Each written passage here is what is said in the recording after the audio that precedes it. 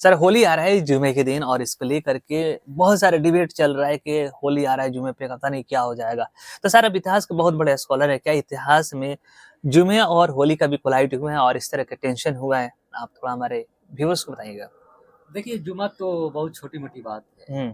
Mughal period में ईद और होली और नवरोज एक ही साथ पड़ गए। अरे बाप रे! हाँ तो उस समय का जो शायर है मिर्जा असदुल्ला खान गालिब, जी मिर्जा गालिब, जी सर। वो इस पे खुशी मनाता है कि हाँ अरे होली भी एक साथ पड़ गया, ईद भी पड़ गया और नौरोज भी। नवरोज भी पड़ गया। पहले नवरोज मुसलमान लोग मनाते थे धूमधाम से, अब मौलवी साहब ने उस परंपरा को बंद करा दिया, अच्छा। वो नवरोज त्योहार तक।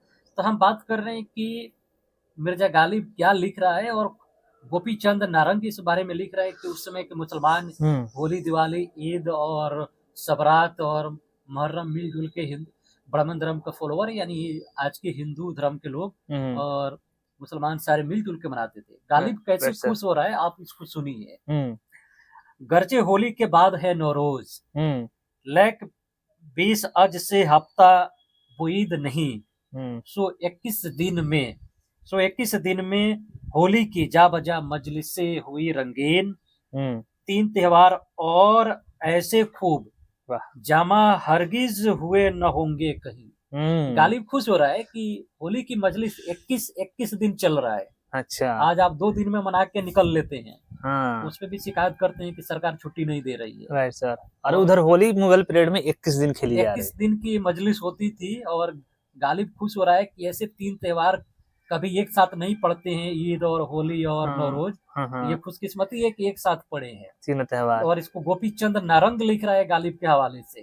अभी भी वो जिंदा है, उर्दू के सबसे महान स्कॉलर है, उर्दू के ग्रेटेस्ट स्कॉलर है, जिन्हें पाकिस्तानियों ने बुला के सितारे इम्तियाज दिया था। अच्छा। वहाँ की सबसे बड़ी जो अवार्ड होती है। अरे बाप रे। तो आप देखिए उसके अलावा तो सर 21 दिन मुगल पीरियड में होली खेला जाता था, तब क्या उस जमाने में दंगे नहीं होते थे? नहीं, दंगे का कोई रिवाज देखिए। जो कम्युनलिज्म आया है ना, तो प्रोफेसर बिपिन चंद्र के अकॉर्डिंग ये अंग्रेजों के जमाने में आया है। अच्छा। और कम्युनलिज्म और सांप्रदायिकता की उम्र 100-150 साल पुरानी है। अच्छा। हाँ, जब अंग्रेज 1857 की जंग हार गए, जीत गए, तो उन्होंने सोचा कि अब इन्हें आपस में ही लड़ा दिया जाए। अच्छा। तो उस पे हम बाद में चर्चा करेंगे, भटक जाएंगे, होली पे बात कर रहे हैं। इसके अलावा औरंगजेब का पोते के जमाने का शायर है वली मोहम्मद, शेख वली मोहम्मद नजीर अकबराबादी, आगरा का है। हाँ। ये होली पे 10 नजम लिखा है। अच्छा। अगर उसमें कट्टरता इतनी होती तो कोई 10 नजम नहीं लिखता, राइट, 10 कविताएं नहीं लिखता। और वो आगे क्या क्या लिखता है होली के बारे में सुनिए। हाँ। हर हर जा थाल गुलाबों से रंगत की गुलकारी है, और ढेर अबीरों के लागे सो इशरत की तैयारी है। मुंह सुर्ख से गुलनार हुए तन केसरी की सी क्यारी है। अच्छा। ये रूप झमकता दिखलाया, ये रंग दिखाया होली ने। वाह, ये शायरी काफी लंबी है। आप क्योंकि हम आपको मुख्तसर में सुना रहे हैं, और आगे बर्ज की होली पे क्या लिख रहा है। तो बर्ज में भी तो लफड़ा हो रहा है होली के लेकर सर। हाँ, बर्ज में कहा जा रहा है कि मुसलमान यहाँ पर नहीं आए, सर होली में नहीं जाएं या फिर अपने घरों में रहें।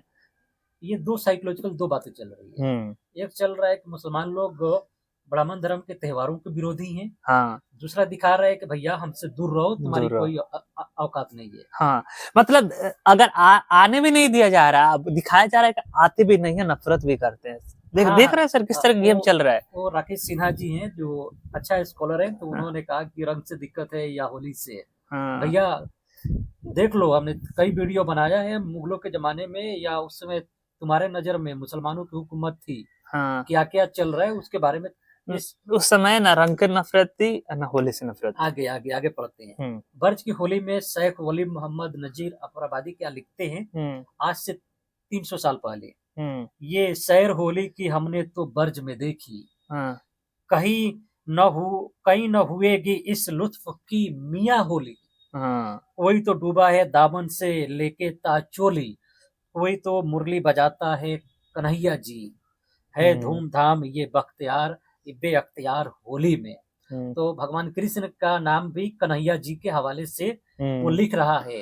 और जो होली मनाते हैं उन्हें कम ही पता होगा कि भगवान कृष्ण भी होली खेलते थे राधा के साथ थे।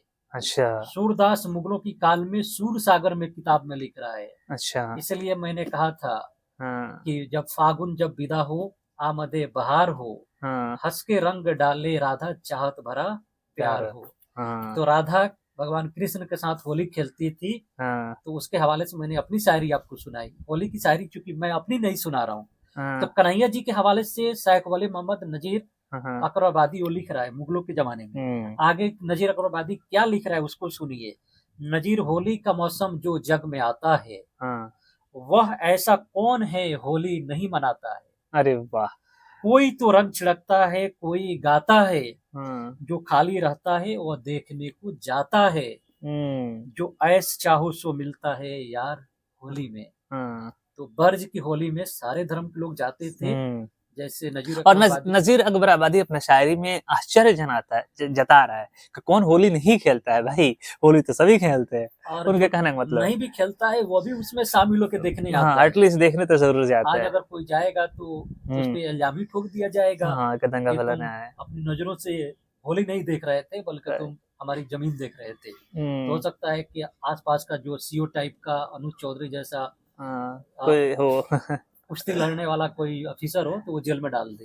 बिल्कुल। तो अब ईसाइयों की बात से कर रहे हैं, कल लोग कहेंगे कि ईसाइयों ने क्या कहा है। तो अंग्रेजों के जमाने का एक ऑफिसर है जॉन पेस शोर, ईसाई है, क्रिश्चियन।